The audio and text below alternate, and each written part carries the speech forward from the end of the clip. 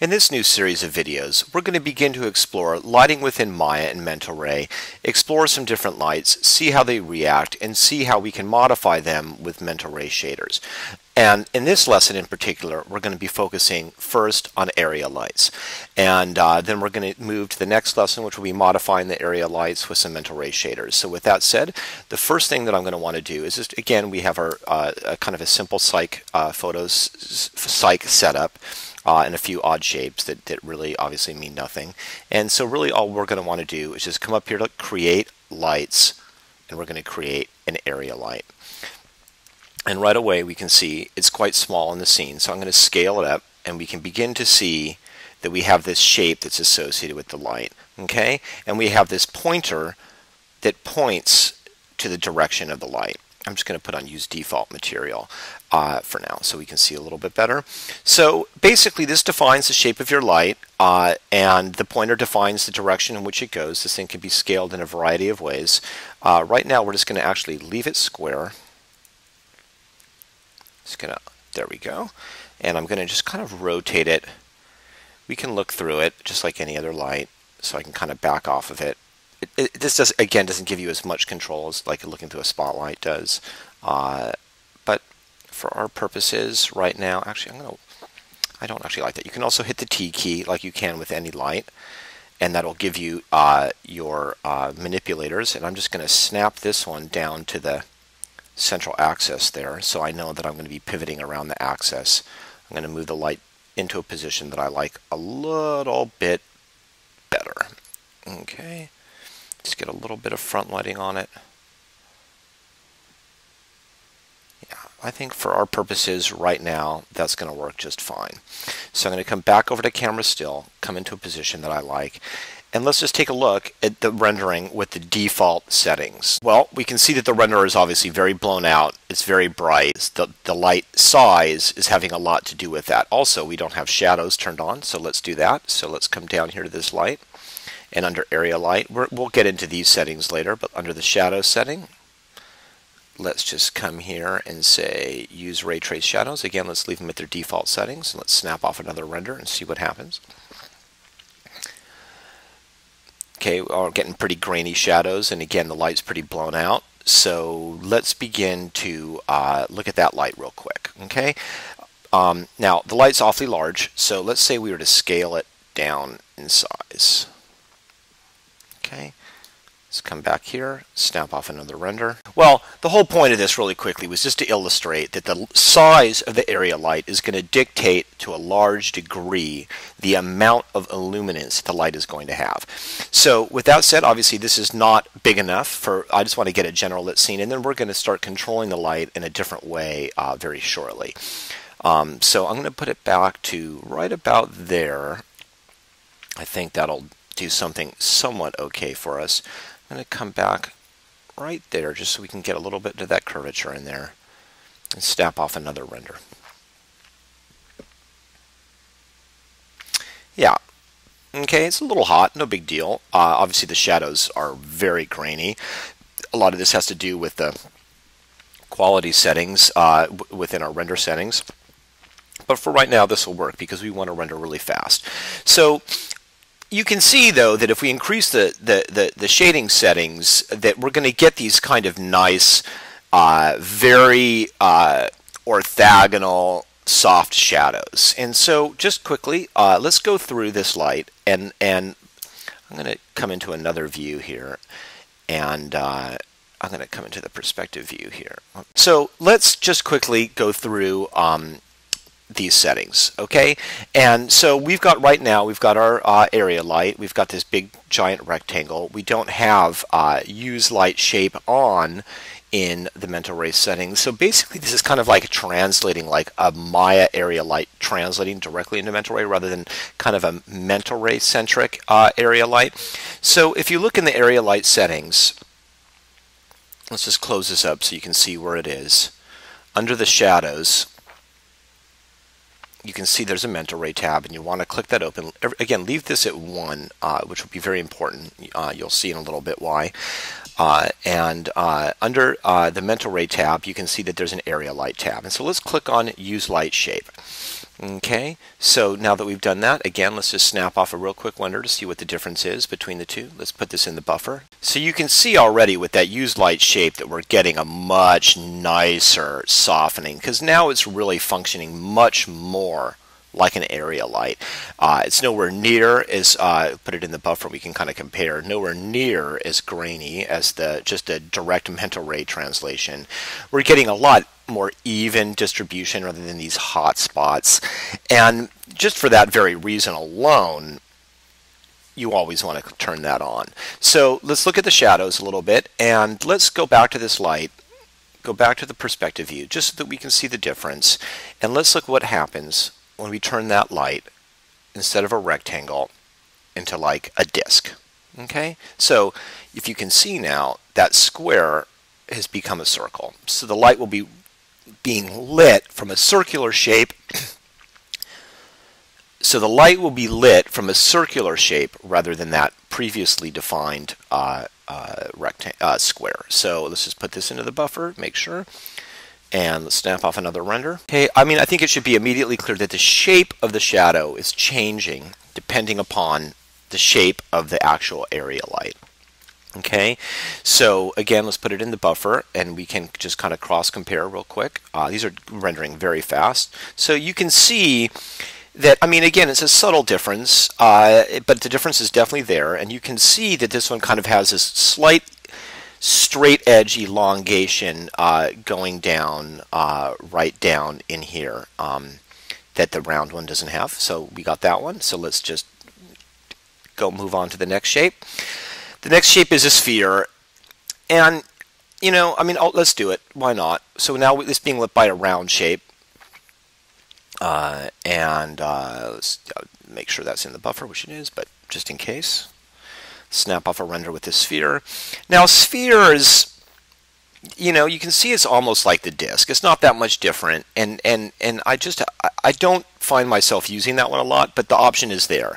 And I think that it's kind of meant to kind of simulate like a round omni light that's an area light.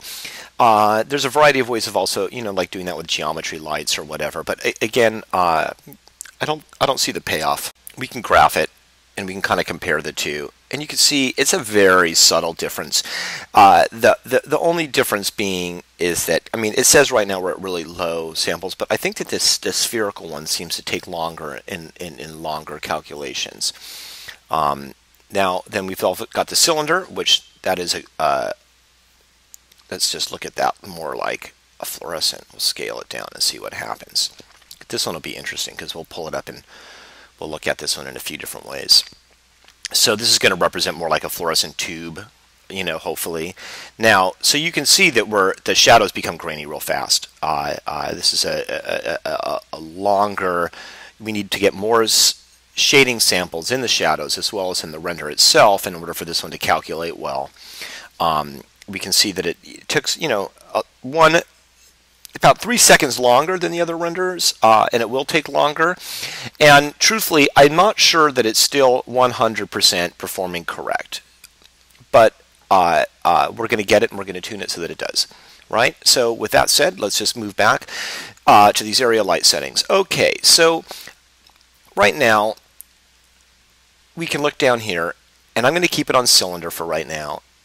And we're going to look at these high samples, high sample limit, and low samples, and visible, which we'll look at in a little bit. Okay, so now let's just set this, let's try 16, 16, and 8. And in order for this to really be represented well, we're going to also have to come back into our quality settings here and set our sampling quality within mental ray itself to be a little bit higher than it is, because right now we're at 1 and we're on Gaussian. Gaussian is very good for animation. For stills, I tend to use Mitchell if you get sharper stills. And we're setting it to a max sample level of 3. That can stay where it's at, and Mitchell with a sampling level of 4. And under my ray tracing settings, everything is at 1. We don't have any transparency. That's no big deal. So with that said, let's just snap off a render. This one's going to take a little bit longer, so I'll pause the video once the render gets started. Well, you can see now that the render's done that one thing we've done is we've definitely slowed it down a little bit here. We've gone from about 20 seconds or so to about 2 minutes and 58 seconds. And again, we could fine-tune this for speed and get that up in a variety of ways. I'm not really doing that this lesson, but it's still area lights will slow your scene down. There's no doubt about it. And when you set them to cylinder, they're going to slow it down the most. But you can see that we're getting some nice soft shadows that are radiated out. You know, when I look at the surface of the diffuse looks a little bit strange to me, which we'll begin to explore in the next lesson. But overall, I think that the quality settings and the quality of the light for what we want is doing what we want. So with that said, let's just quickly kind of go over this area light again. You just, you can make the lights very easily in the Create Lights area light section.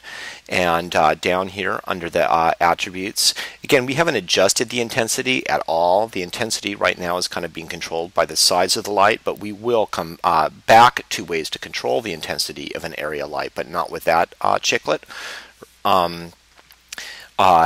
You just turn shadows on normally, how you would in the ray trace shadow attributes, and then you can control the sampling of the area light itself within the sample settings as well as the shape. Okay, and we've got use light shape. And now we've got this one last chiclet here, visible, and I'm going to turn that on for this. And in order to do this, the one thing I'm going to do is I'm just going to add in very quickly, I want to add in a purely reflective plane so we can take a look at something real quick. Alright, so I'm just going to come up here, I'm going to add a polygonal plane. I'm just going to scale it up a little bit, move it up in Y. I'm actually just going to leave the high degree of tessellation for right now because it's just not that much geometry. Okay. Come here, I'm going to open up the hypershade.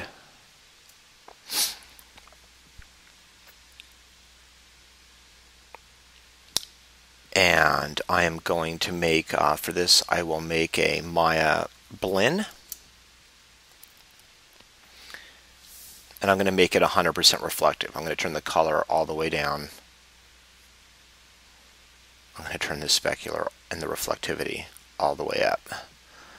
And give it a large degree of hard specularity. Okay, for now, let's see what happens with that. Reflectivity is 1, specular color is 1. Just assign that to that plane. Come back to the camera view. Again, this render is going to take a little bit longer. Let's also just quickly assign some color now that we've seen how the area light reacts. So I'm going to just come back to the hypershade real quickly here. I'm going to duplicate that Lambert. I'm going to keep one I'm going to take the Lambert. I'm going to come up here and I'm going to change this one to let's change it to like a steely blue. Let's see. Yeah, that'll work for my purposes there. Just duplicate that again real quick. And I'm going to come here and I'm going to make that a nice orange. I like blue and orange. Okay. Close this thing. Close that thing. Assign that one the blue. That one the orange. Smooth shaded. Just going to do wireframe unshaded. Default. This is staying white. We've got this pure reflective plane. So let's just come back here. I'm going to snap off a render and then I'm going to pause because this one will take a while again, and I'll be right back. Okay, well there we are. We've got our purely reflective plane. We're getting a lot of obviously reflectivity in white, and we've got our objects reflecting, and obviously you can see where the top of the cyc runs off. And now the reason that I really wanted to do this is really quick is just so that we can look at the light with this highly reflective surface, these diffuse surfaces in this room, so that we can see how the light is behaving and falling off of the surfaces without any mental ray shaders attached to that light, so that we can move on to the next lesson where we start to add in the mental ray shaders.